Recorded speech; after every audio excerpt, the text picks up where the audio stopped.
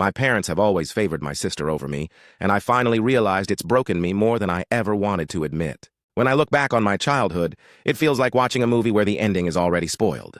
You sit there rewatching all the scenes you missed the first time, realizing the signs were always there. You just didn't want to see them. That's how it feels remembering my family. My name is Ethan, and I grew up in a house where love had rules, even if no one ever said them out loud. I have one sibling, Lily.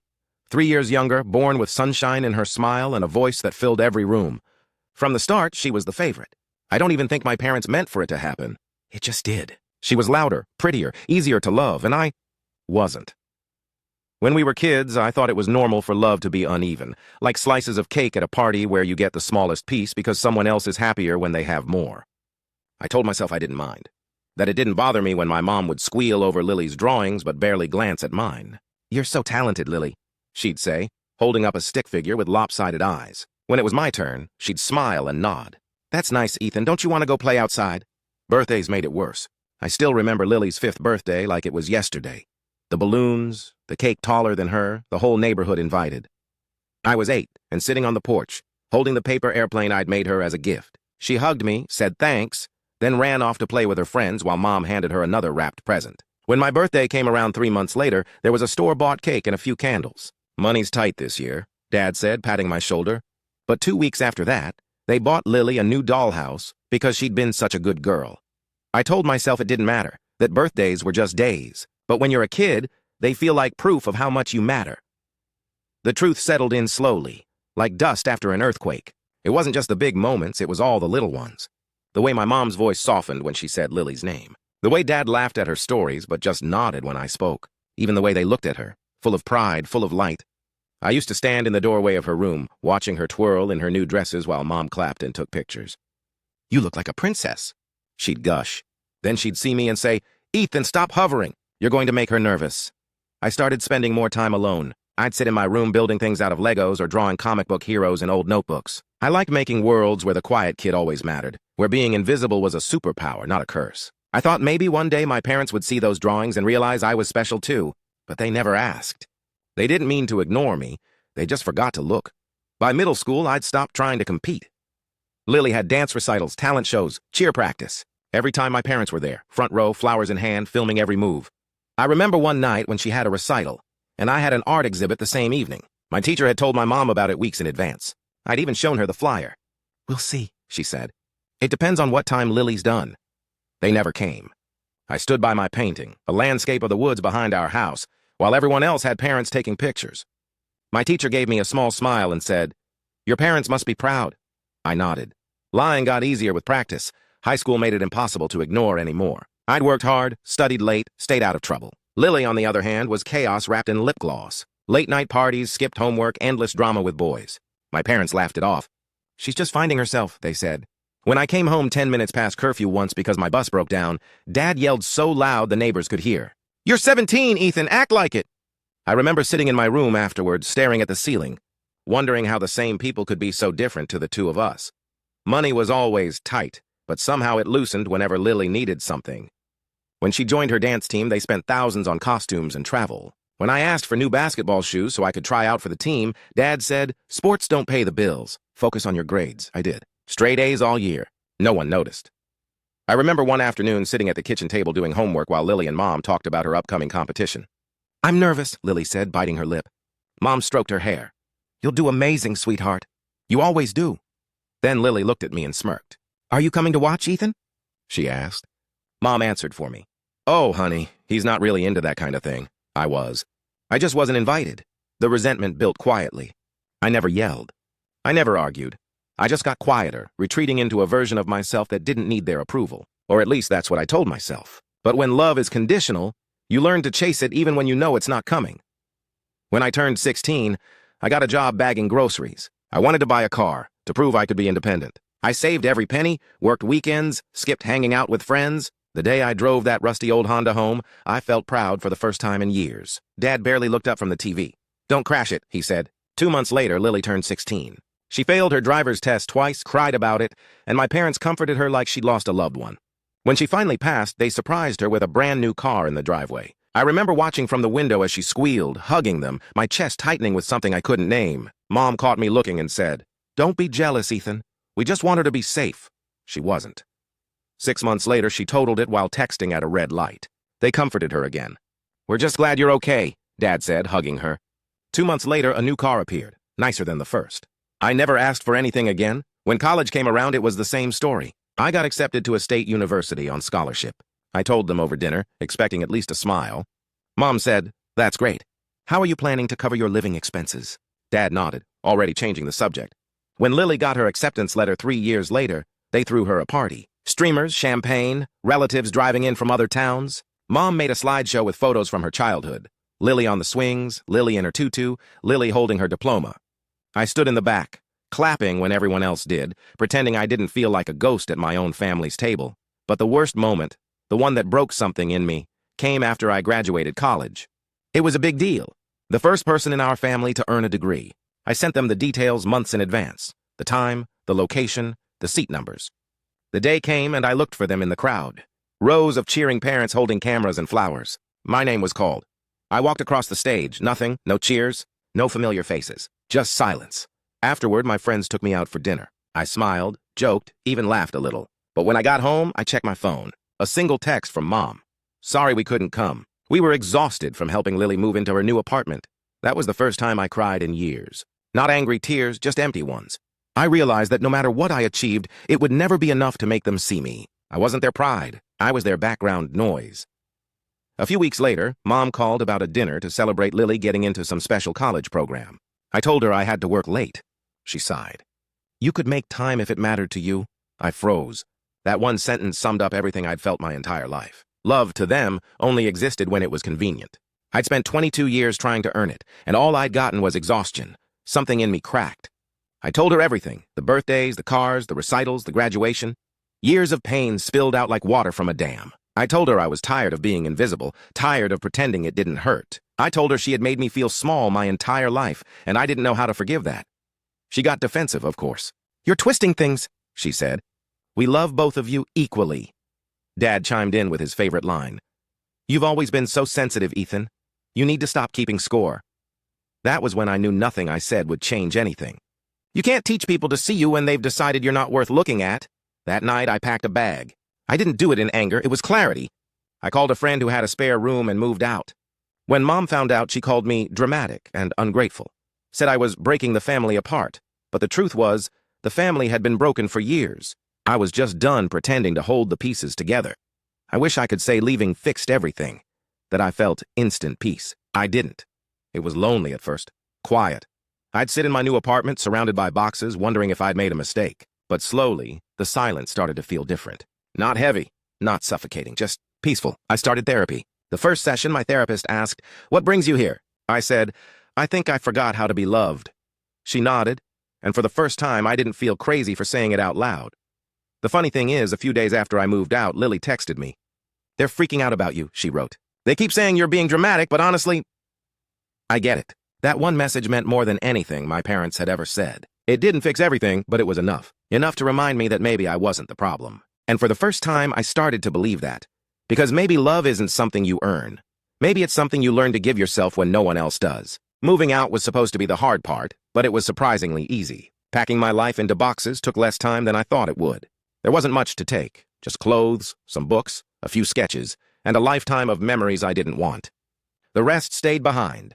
The walls that never echoed my laughter, the table where I'd eaten hundreds of dinners in silence, the house that felt more like a museum of Lily's achievements than a home. When I closed the door for the last time, I didn't cry.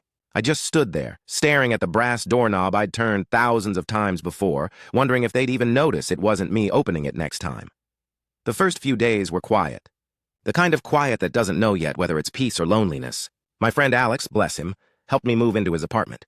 He handed me a spare key and said, "Stay as long as you need, man. No questions asked." I didn't know how to thank him properly, so I just said, "Thanks," and meant it more than he probably realized. The first night, I couldn't sleep. I kept waiting for my phone to ring, for my parents to call, for my mom to say, "Come home, we'll talk." But it didn't. The silence stretched, and with every passing hour, I realized that maybe they weren't even trying to reach me. They called once, a week later. I saw Mom flash on my screen, and for a split second, I almost answered. I imagined her voice softening, maybe even apologizing. I wanted that so badly. But when I picked up, her tone wasn't warm. It was irritated. "Ethan, your father and I are worried about you," she said. "You can't just run off like that. You're an adult now. You should be more responsible." I sat on the edge of my bed, listening, my chest tightening. "I didn't run off," I said quietly. "I just needed space." "From your family?" she asked, like the word itself was sacred. "From the way you treat me," I said. There was a long pause. Then she sighed. That tired, disappointed sigh I'd heard all my life. "We don't have time for this drama, Ethan. You've always been so sensitive." That word again, sensitive. I hung up mid-sentence. It was either that or scream. After that, I stopped expecting calls. The silence became normal, a new rhythm I could finally breathe in. I found a job at a small hardware store downtown. It wasn't glamorous, but it paid the bills and gave me something to do besides think. The owner, an older guy named Sam, was kind in the way that didn't need words. He reminded me that not everyone expects something in return for kindness. "You've got a good head on your shoulders," he said one day, handing me a toolbox to organize. "That's worth more than you think." I nodded, pretending not to feel the lump rising in my throat. Nights were the hardest. There's something about being alone in a quiet room that forces you to confront everything you've been running from. I'd lie in bed replaying every moment of my childhood like old film reels. My mom cheering for Lily, my dad patting her head, me sitting in the background pretending I didn't care. I realized how often I'd told myself I was fine just so no one else had to feel guilty. It hit me one night that I'd spent years trying to be the easy child, the one who didn't cause problems, who didn't ask for too much, who accepted whatever scraps of affection I was given. But being easy didn't get me love. It just made it easier for them to forget I was there. Therapy helped. The first few sessions, I didn't say much. My therapist, Dr. Howard, had this calm way of waiting that made silence feel less awkward. One day he asked, "When did you first feel unseen?" I thought about it for a while. "Maybe always," I said. "It's like my parents love the idea of me, but not the person I actually am." He nodded. "And who are you, Ethan?" I didn't know how to answer that.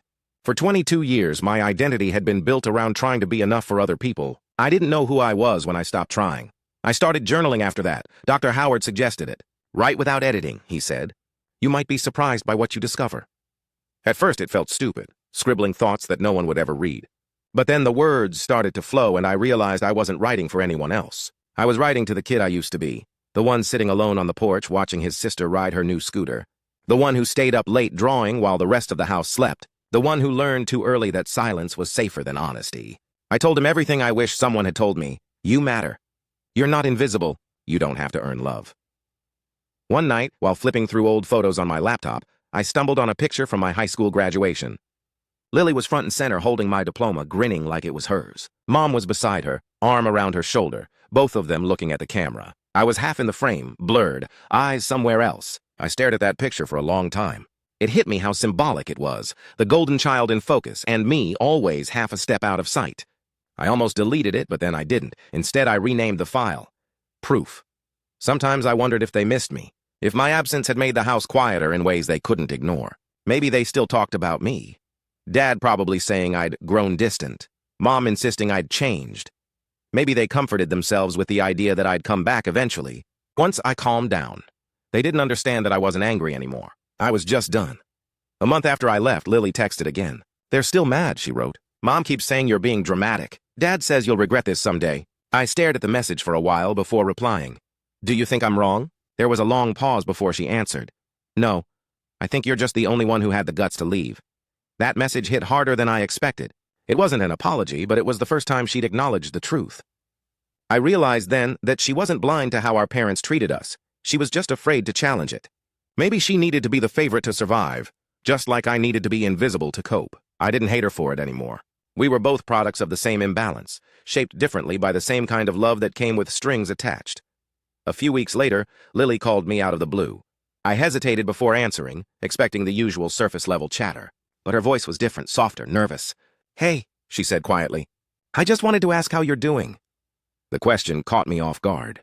No one in my family had ever asked me that without expecting something in return. "I'm okay," I said. "Better, I think," she exhaled. "Good, I was worried you'd disappear or something." "I kind of did," I admitted, "but maybe that's what I needed." She went quiet for a moment. "I miss you," she said finally. I smiled sadly. "I miss you too," and I meant it. For all the resentment and pain, she was still my sister, still the only person who knew the shape of our shared childhood, the small, invisible bruises that came from being raised on uneven love. When we hung up, I sat there for a long time, thinking about what family really meant. Maybe it wasn't about who shared your last name or your blood. Maybe it was about who saw you, who heard you, who chose to stay, even when it wasn't easy. That night, I wrote in my journal, "Love doesn't live where comparison does. Real love doesn't make you earn it. Real love makes room."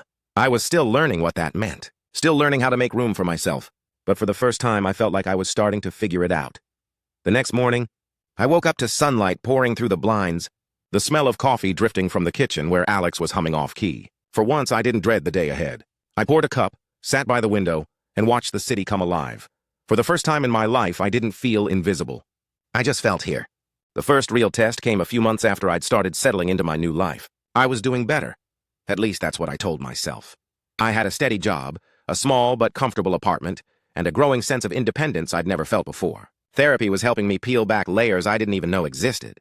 For the first time, I wasn't just surviving, I was beginning to live.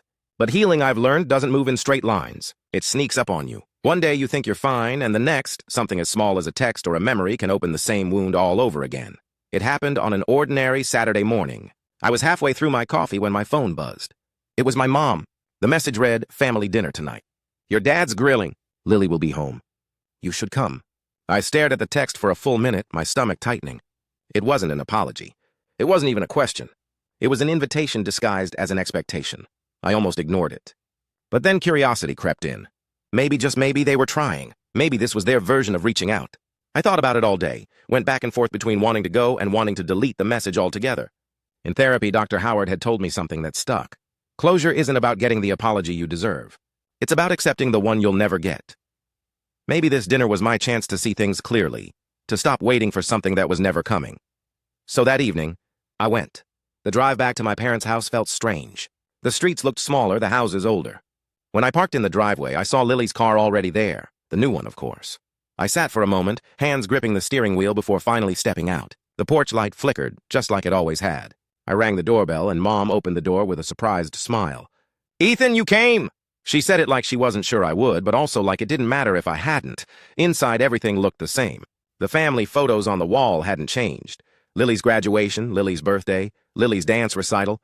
My own milestones were buried somewhere between them, half hidden behind years of her achievements. "Dinner's almost ready," Dad said from the kitchen, flipping steaks. "Make yourself useful and set the table, huh?" Some things never change. Lily appeared from the hallway, smiling nervously. "Hey, stranger," she said, giving me a quick hug. I could feel how tense it was, like neither of us knew the rules anymore. "Hey," I said. "How's school?" "Busy," she said. "But good, you?" "Works fine." We both nodded, pretending that was enough. Dinner was awkward. My parents talked about their garden, about Lily's classes, about the neighbor's new dog. Not once did they ask about me. Not about my job, not about therapy, not even about how I was doing. I realized halfway through that the invitation wasn't about reconnecting. It was about pretending nothing had changed. About reabsorbing me back into the old dynamic, the one where I stayed quiet while they filled the air with stories that didn't include me. At one point, Lily mentioned her upcoming internship. "It's such a great opportunity," Mom gushed. "We're so proud of her." I smiled politely, nodding. "That's awesome," I said. Then Dad turned to me. "So, Ethan, what are you doing these days?" His tone wasn't curious. It was condescending, like he was checking to see if I'd finally grown up. "I'm working at a hardware store," I said evenly. "And doing freelance design work on the side." "Freelance?" he repeated, raising an eyebrow. "You mean not steady?" There it was. The subtle dismissal disguised as concern. "It's steady enough," I said. "I'm managing fine," he shrugged. "As long as you're paying your bills." Something inside me cracked a little then. Not anger, just exhaustion. The same cycle, the same roles. No matter what I did, I'd always be the son who didn't quite measure up. I glanced at Lily. She looked uncomfortable. Her fork paused mid-air. "Dad," she said softly. "You don't have to say it like that." He frowned. "Say what?" "Like he's failing," she said. The room went still. My mom looked at her sharply. "Lily, don't start." Lily sighed and set down her fork. "I'm just saying, you don't treat him the same way you treat me." My mother's voice hardened. "That's ridiculous." "No, it's not," Lily said, louder this time. "You act like he's invisible half the time. He graduated college, and you didn't even go. You threw a party for me for getting into college, but you didn't even—" "Enough!" Dad snapped. The silence that followed was heavy. My pulse was pounding, but I didn't move. I just watched, unsure whether to thank her or stop her. Mom stood up, collecting plates. "We are not having this conversation again. We've done our best for both of you," I finally spoke. "No, you did your best for her." The words came out calm, but they hit like thunder. My dad's eyes met mine, cold, sharp. You've always been jealous, Ethan. You can't let things go. I took a deep breath, steadying my voice. It's not jealousy. It's exhaustion. I'm tired of pretending everything's okay when it's not. You've always been dramatic, Mom said without looking at me. I stood up, pushing back my chair. And you've always been blind. For a moment, no one spoke. The air felt thick, almost electric. I could feel Lily watching me, her face pale. Ethan, she whispered. But I was done. I came here hoping something might have changed, I said quietly. But you haven't. You'll never see me the way you see her. And that's fine. I don't need you to anymore. My mom turned, her face red. Don't you dare walk out again, I smiled sadly. You can't walk out of something you were never really part of. And I left. Outside, the air felt cold and clean. The sky was clear, stars sharp against the dark. I stood there for a moment, breathing, shaking a little, but feeling lighter with every step I took toward my car. Inside, I could hear muffled voices, my mom's, my dad's, Lily's, trying to calm them down. But I didn't go back. On the drive home, I didn't feel triumphant. I didn't feel broken either. Just done. For the first time, I didn't need them to understand. I just needed to be free of waiting for them to. Later that night, my phone buzzed. A text from Lily. I'm sorry they're like that. You didn't deserve any of it. Thanks, I replied. You don't have to pick sides. I already did, she wrote back. I picked the truth. I stared at the screen for a long time, smiling faintly. Maybe for once I wasn't completely alone. When I got home, I poured myself a glass of water, sat by the window, and watched the city lights flicker. The quiet no longer felt empty. It felt earned. Somewhere deep down, a truth settled inside me. Sometimes the hardest kind of freedom is realizing you'll never get the love you wanted. But it's still okay to move forward without it. That night I wrote in my journal, you can't heal where you're not seen. And sometimes peace isn't about fixing what's broken, it's about walking away before it breaks you too. A few weeks passed after that dinner, and the silence that followed felt different this time. Deeper, final. I didn't expect them to call, and they didn't. There were no apologies, no attempts to patch things up, not even a message asking if I got home safe that night. For years I had filled that silence with excuses for them. They're tired. They don't know better. They don't mean it. But now I knew better too. Their silence wasn't ignorance, it was comfort. They had learned to live with losing me long before I ever decided to leave.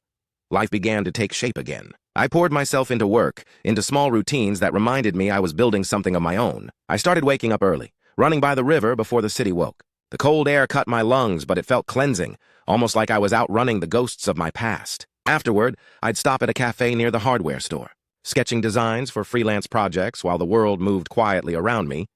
I wasn't happy yet, but I was learning what peace could sound like. Lily called occasionally, and those conversations became small anchors in my week. She'd tell me about classes, about the chaos at home, about how our parents pretended everything was fine. They don't talk about that night, she said once. But Mom gets this look every time someone mentions your name, like she's waiting for you to come crawling back so she can say, I told you so. I laughed softly. She'll be waiting a long time.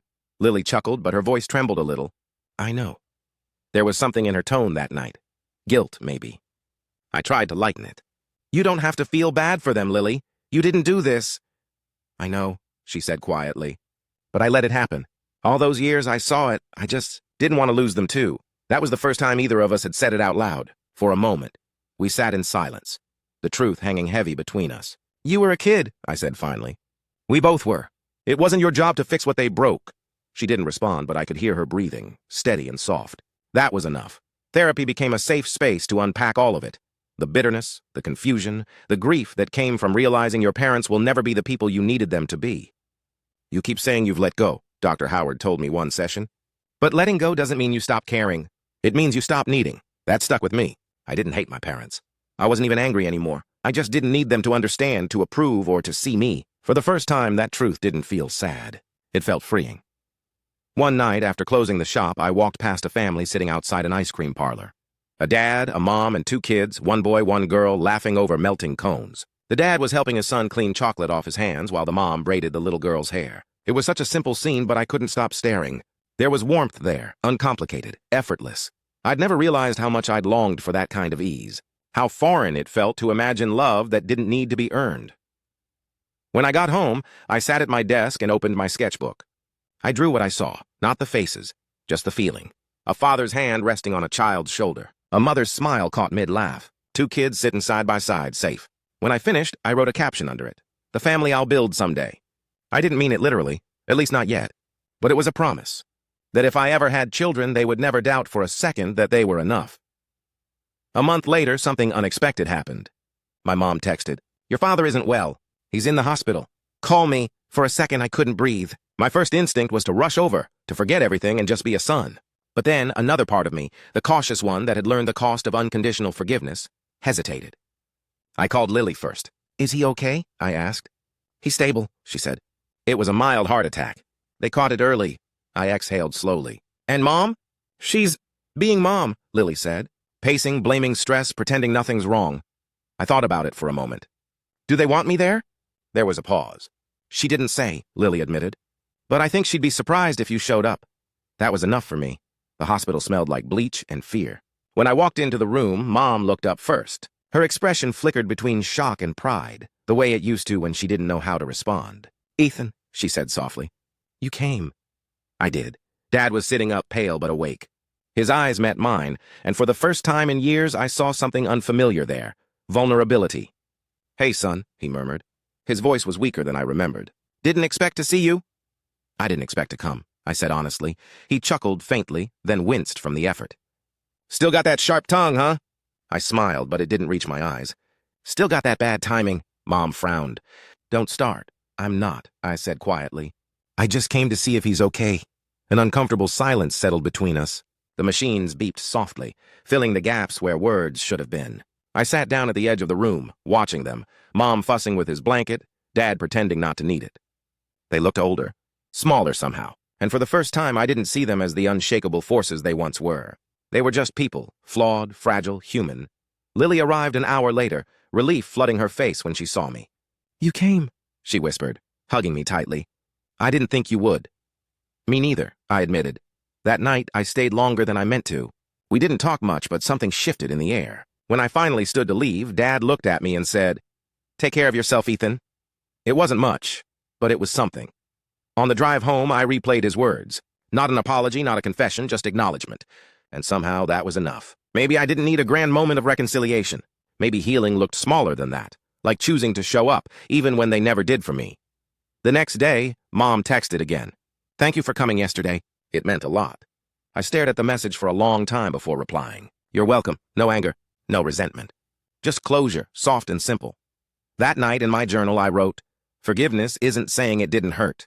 It's saying it doesn't control me anymore, and for the first time in my life I meant it." It's strange how healing can sneak up on you. One day you're carrying the weight of your past everywhere you go, and the next, you wake up and realize it's not as heavy anymore. It doesn't mean the pain disappears. It just stops defining every breath. After my dad's heart scare, I thought seeing him would stir everything up again. The anger, the resentment, the old need for validation. But it didn't. It felt like walking into a museum of my own childhood. Quiet, detached, full of things I could finally observe without reliving them. In the months that followed, my relationship with Lily grew stronger.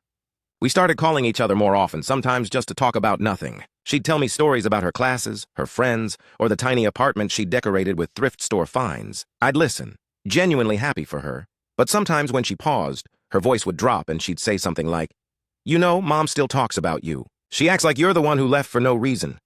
I'd laugh softly. "Let her think that. She needs to be the victim in her own story," Lily sighed. "She doesn't get it." "None of them do." "I don't expect them to," I said. "It's not my job to make them understand anymore." She went quiet for a while, and then she said something that surprised me. "You're stronger than I thought." "I'm just tired," I said. "No," she replied. "You're free." That word stuck with me. Free. I didn't feel entirely free yet, but for the first time in my life, I knew I could get there. I started painting again around that time. It began as a distraction, something to fill the quiet evenings after work. But it quickly became something more, therapy in color. I painted everything I'd never had words for, the invisible ache of being overlooked, the small rebellions that kept me alive, the delicate peace that came with letting go. My apartment became cluttered with canvases, streaks of blue and gold spilling across the floor. When Alex came by one day, he stared at them for a long time. "You know," he said, "you should show these." I laughed. "Show them to who?" "Anyone who needs to see them," he said simply. He was right. I applied for a local art exhibition, a small community gallery that featured emerging artists. When they accepted me, I almost didn't tell anyone, but Lily found out through social media. "I'm coming," she texted. "You can't stop me." The night of the exhibition, I stood in the back of the room, nervous but proud. The gallery was small, the kind where the lighting is too bright and the floor creaks under every step. My series was titled Unseen. The first piece was called The Porch, a shadow of a boy sitting alone, watching another child play. The second, Graduation, showed an empty seat in a crowd of cheering faces. The last piece, my favorite, was Freedom, a figure standing at the edge of a field, the light just starting to touch him. People stopped, stared, whispered. Some asked questions. A few just looked at me, nodded, and said, "Thank you." That was enough. Then I saw her, Lily, standing near the doorway, tears in her eyes. She walked up slowly, taking in every painting. When she reached Freedom, she wiped her cheeks. "You did it," she said quietly. I smiled. "Did what?" "Turn the pain into something beautiful." For the first time in a long time, I didn't deflect the compliment. I just said, "Yeah, I guess I did." Later that evening, as the gallery began to empty, I noticed a familiar figure near the back, my mother. She was standing still, looking at the porch. Her hands were clasped in front of her, and her face was unreadable. My stomach tightened. I hadn't invited her, hadn't even expected her to come. Lily must have told her. When our eyes met, she hesitated, then slowly walked toward me. "Ethan," she said softly. "These are beautiful. I didn't know what to say." "Thank you." She nodded, looking at the paintings again. "They're sad." "They're honest," I said. She swallowed hard. "Is this how you really felt?" I met her eyes. "Still do sometimes." Her lips trembled just slightly. "I didn't know. I tried to tell you," I said quietly. "You just didn't want to hear it." She looked down, blinking fast. "I thought I was doing my best." "I know," I said. "And maybe you were. But sometimes your best still isn't enough." There it was, the truth I'd carried for years, finally spoken without anger. She didn't argue this time. She just nodded slowly, her voice barely above a whisper. "I'm sorry, it wasn't perfect. It wasn't cinematic or tearful. It was small, raw, real." For the first time, I believed her. After she left, I stood outside the gallery, the cool night air wrapping around me. Lily joined me, linking her arm through mine. "That was brave," she said. "I wasn't trying to be brave," I said. "I was just trying to be honest," she smiled. "Same thing, isn't it?" We walked in silence for a while.